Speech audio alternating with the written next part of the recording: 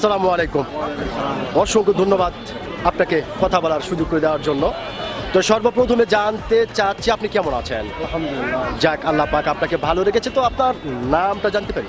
মোহাম্মদ জামাল উদ্দিন। মোহাম্মদ জামাল উদ্দিন, সুন্দর একটি নাম আপনার, চমৎকার একটি নাম আপনার। তবে একটু কথা বলতে আমি বাধ্য হচ্ছি, সেটা হচ্ছে আপনার নাম শুনে এবং আপনাকে সামনাসামনি দেখে যেটা বোঝা যাচ্ছে আপনি প্রচণ্ড একটি সাহসী মানুষ। এটা সত্যি, কিন্তু আপনাকে দেখেই বোঝা যাচ্ছে।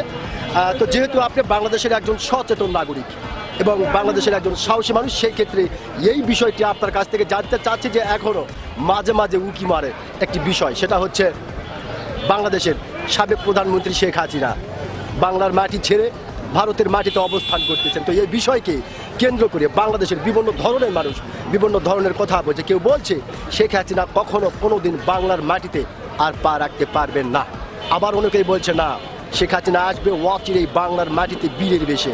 তো আপনি একজন সচেতন নাগরিক, এই হিসাবে আপনার কাছ থেকে জানতে চাচ্ছি যে আসলে উনি আসতে পারবে কি না।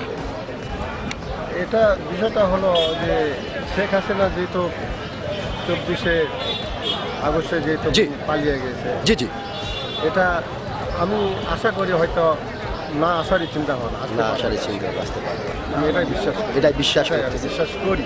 জি জি জি, জনগণ সেটা মনে হয় এটাই মেনে নিতে নিবে। এটাই মেনে নেবে। অসংখ্য ধন্যবাদ আপনাকে। একটি বিষয়ে আপনি কথা বলেছেন এবং সেই বিষয়টি হচ্ছে অত্যন্ত গুরুত্বপূর্ণ বিষয়। আমি আশা করব আপনার এই গুরুত্বপূর্ণ বিষয়টি বাংলাদেশের অনেক মানুষের হৃদয়ে জায়গা করে নেবে। অসংখ্য ধন্যবাদ আপনাকে।